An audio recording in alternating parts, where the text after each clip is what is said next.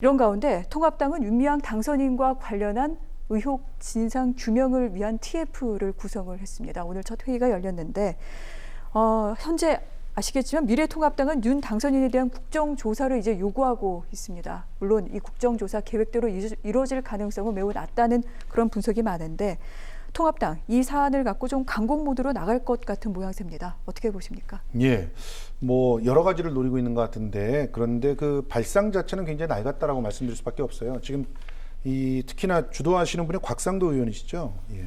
이런 분들이 아직까지도 본인이 여당 국회의원이라고 생각을 하고 계신 것 같아요. 그러다 보니까 국정조사를 강력하게 요구를 하면 여론이 자신들을 따라올 것이고 그래서 국정조사를 결국 관철시킬 수 있을 것 같다 이렇게 생각을 하시는 것 같은데 일단은 180대 105밖에 안 되잖아요. 아무리 결집을 시켜도 의회 안에서 그걸 관철시키기란 불가능에 가까운 일이죠.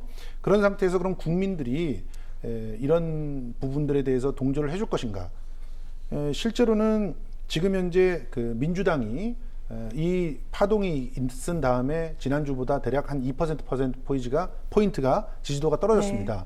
그렇지만 대거 폭락이 있거나 그러지는 않거든요. 다시 말해서 그리고 또 이 떨어진 퍼센트가 미래통합당으로 가지 않았어요. 다른 당에 골고루 나눠갔죠. 그러면 결과적으로 이런 국정조사를 요구하고 있는 사람도 못마땅하고 국정조사의 대상이 되게끔 빌미를 주는 사람들도 못마땅하다는 그런 부분이 각기 2%포인트씩 반영이 된 거거든요. 그러니까 이런 발목 잡기식 그 행위들을 계속 해나간다면 오히려 미래통합당의 자중질환이 더 커질 수도 있기 때문에 결국은 국정조사 쪽으로 가기는 어려울 것 같은데 이렇게 하지 않으면은 존재감을 과시할 수가 없고 또 곽상도 의원 같은 경우는 지금 패스트트랙 수사도 앞두고 있지 않습니까? 그런 가운데에서 확실하게 자기 지지세를 갖다가 결집시킬 개인적인 어떤 정치적 목적 때문에 이런 일들을 하고 있는 게 아닌가 하는 생각이 듭니다. 알겠습니다. 이 문제가 정쟁의 대상이 되어서는 안 될 것이라는 여러 국민들의 생각이 있긴 하지만 그럼에도 불구하고 정치 영역에서는 이 부분을 여러 가지 또 요소로 다루려는 그런 움직임이 보이고도 있습니다. 자, 이런 가운데 또 한 가지 의혹이 제시됐습니다. 윤미향 당선인의 남편이 대표로 있는 인터넷 언론사가 최근 5년 동안 수원시로부터 홍보비로 1억 3천여만 원을 받은 것으로 나타났는데 전 변호사님, 이 사안 좀 설명을 해주실까요? 네, 이거는 이제 수원시가 윤미향 대표의 남편이 대표로 있는 신문사에 2015년부터 올해 5월까지 수원시 관련 행사 등을 홍보해주는 명목으로 1억 3천여만 원을 지급했다는 건데 5년 동안 1억 3천만 원이면은 이제 1년에 2,600만 원 정도가 되고 한 달에 200만 원이에요. 네. 그러니까 홍보 관련 비를 지급했다. 그러면 이제 두 가지 포인트가 있습니다. 왜 하필 그 회사냐? 그 지역을 대표하는 무슨 지면신문이라든지 영향력이 큰 것도 아니고 지금 인터넷 매체 언론사로 알려져 있거든요. 왜 그 언론사냐의 문제가 있고 그럼 그 지급한 홍보비가 과연 적절한 것인지 두 가지의 문제가 있는데 곽상도 의원이 이거를 지금 발표를 했어요. 곽상도 의원의 의도는 이거를 발표한 의도는 그런 것 같아요. 지금 수원시장이 삼선이시죠. 지금 염태영 시장 더불어민주당 소속이잖아요. 그러니까 거봐 여기다가 이렇게 연결을 해서 홍보비를 지급하지 않는 거 아니냐. 지금 이런 식으로 지금 가기 때문에 이걸 발표를 한 것 같은데 지금 수원시 관계자가 뭐라 그러냐면 당장 다른 언론사보다 광고비를 더 주거나 특혜는 없었다 이렇게 얘기를 하거든요. 그러니까 곽상도 의원이 이거를 가지고 발표를 하고 뭔가 이게 공론화하기 위해서는 이런 사례가 과거에 없었다. 다른 지방자치단체의 경우에 인터넷 언론사에다가 홍보비를 이렇게 지급한 적이 없다거나 아니면 수원시의 과거 사례를 이렇게 비교할 수 있는 만한 사례를 비교를 해서 이게 특혜다 이렇게 규정 지을 수 있는 정도로면 모르겠는데 그냥 이거 봐 여기 이렇게 줬잖아 근데 여기 더불어민주당이래 어때? 그냥 이렇게 하는 정도로만 가지고는 좀 공감대를 갖기가 어렵다 이렇게 봅니다. 알겠습니다. 전 변호사님께서 이 사안을 어떻게 봐야 할지 그 맥락을 짚어주신 것 같습니다. 자, 이제 윤미향 당선인 과연 오는 30일 국회의원으로서 첫 발을 내디딜 수 있을까요? 그 거취에 관심이 쏠리고 있는데 민주당에서는 아직 기자회견 후 입장은 아직 나오진 않았습니다만 이전까지는 사실관계 확인이 우선이다. 계속해서 이런 입장을 계속해서 유지해 왔습니다. 윤 당선인의 거취와 관련해서는 검찰 수사 또 행안부 감사 결론이 나온 뒤에 좀 결정하지 않겠느냐 이런 얘기가 나오면서 예전에 있었던 일입니다. 김기식 전 금융감독원장 사례가 언급이 되는데요.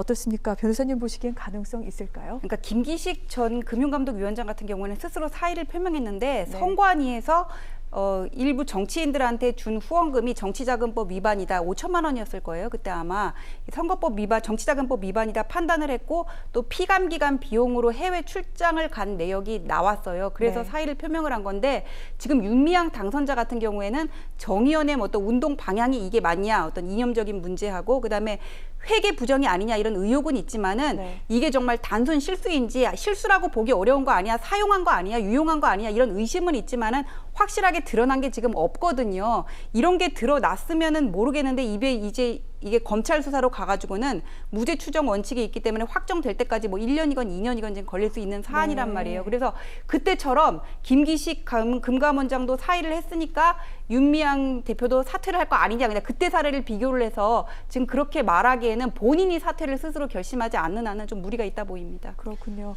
당 차원에서 어떻게 왈가왈부하기에는 좀 무리가 있을 것 같다라는 그런 말씀을 하셨는데 네. 평론가님께서는 어떻게 보십니까? 예, 저도 뭐 마찬가지 생각입니다. 뭐 물러날 때와 또 들어설 때를 알아야지 제대로 된 그런 정치인이라고 볼 수가 있죠. 근데 네. 윤미향 씨 같은 경우는 지금 물러날 때라고 할 수 있는 그런 결정적인 증거가 없어요. 뭐 예를 들어 뭐 안성 쉼터에 대한 의혹도 뭐 많이들 얘기하셨는데 지금 얘기를 하셨던 분들이 많이 다칠 것 같아요. 예를 들어서 이런 주장을 펴신 분들이 있어요.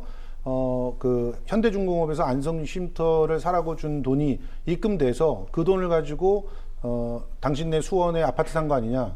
1년 전에 샀어요, 아파트를.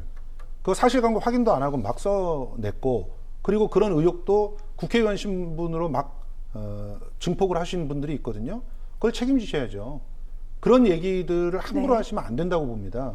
그러니까 돈이 빠져나갔다 그러면 빠져나간 증거가 최소한 제보로라도 있어야 되고, 최소한 그 등기부 등본을 떼보면은 언제 들어갔고 언제 나왔다고 하는 정도는 확인할 수가 있잖아요. 그런데 그런 것도 확인 안 하고 무조건 네. 의혹부터 하고 그리고 기사부터 쓴단 말이죠. 이런 부분들은 오히려 이제 그 국민들에게 지금 이런 기사나 의혹 제기의 신뢰도를 떨어뜨리는 그런 역할을 하게 될 것이기 때문에 더더욱 이렇게 윤미향 당선인이 사퇴하고 싶어도 사퇴를 못 하게 되는 상황이 돼요. 이렇게 되면. 왜냐하면은 자꾸 엉뚱한 그런 네. 엉뚱한 가짜 뉴스로서 매도를 하게 된다라는 인식이 바뀌게 되기 때문에 오히려 주변에서 부추기는 사람들이 생기죠. 버텨야 된다 이러면서. 네. 이제 그렇기 때문에 스스로 입장을 밝히라는 목소리가 나오기에는 지금까지의 의혹이나 이런 네. 것들이 충분한 근거가 있지는 않다라고 하는 생각입니다. 그래도 그러니까 평론가님 개인 계좌로 받았다 이게 아니라 그 다음에 그거를 본인이 사익으로 그러니까 사용을 여러 어떻게 가지. 했다 그럼요. 거기까지 네. 나와야 돼요. 그렇죠. 이거를 그렇군요. 비교해서 얘기를 하기 위해서는 그러니까 본인 명의의 계좌 같은 경우도 네. 장례식을 할 때 시민사회장으로 이렇게 진행을 할 때는 상주 역할을 맡고 있는 단체의 대표가 대표 이름으로 계좌를 만드는 게 관행이었어요. 네. 그럼 모든 단체의 시민사회장이 다 문제가 된다는 거거든요. 특히 박서군 대표처럼 단골로 시민사회단체장의 상주가 됐던 분은 그러면 여태껏 만든 그 통장들이 전부 다 본인의 단체의 목적 사업과는 전혀 상관없이 자기 개인의 계좌를 만들어서 착복을 했다는 의혹이 네. 있다는 건데 이런 식으로 몰아가는 거는 상당히 큰 무리가 있습니다. 근데 조의금 말고도 개인 계좌로 받은 부분 몇 개 있지 않아요? 그런 그거는 또 부분도 좀 용도를 해명을 해야 목적 돼요. 사업과 네. 목적 사업과 관련이 없는 특수한 상황에서 특별한 그런 사업들, 예를 들어 뭐 영화를 영화를 만드는데 혹은 영화를 네. 상영하는 데 있어서 뭐 필요한 자금 이런 것들은 목적 사업이 아니잖아요. 그러면 이미 목적 사업의 계좌가 통장에 수십 개 있는데 또 그러니까 개인 목적 계좌로 사업의 그걸 통장에 받아야 돼요. 섞어서 사용하기가 어렵죠. 오히려 회계사들은 그럴 네. 때 그 동일한 다른 그 개인의 명의를 권하기도 합니다. 아니 근데 그걸 권하는 회계사는 못 봤는데 그리고 개인 계좌면 오히려 개인 돈하고 섞일 수가 있는 게 아닌가 좀 저는 그건 좀 이해할 수가 없어요. 근데 그다음에 기부금법 네. 위반 여부도 좀 걸리는 것 같고 여러 가지 혐의에 1,000만 원 대해서 이상이 일단 지금 넘기 현재 때문에. 검찰 수사가 진행 중이기 때문에 그 결과를 지켜봐야 될 필요는 있을 것 같고요. 아울러 국민들이 하는 생각은 이럴 것 같습니다.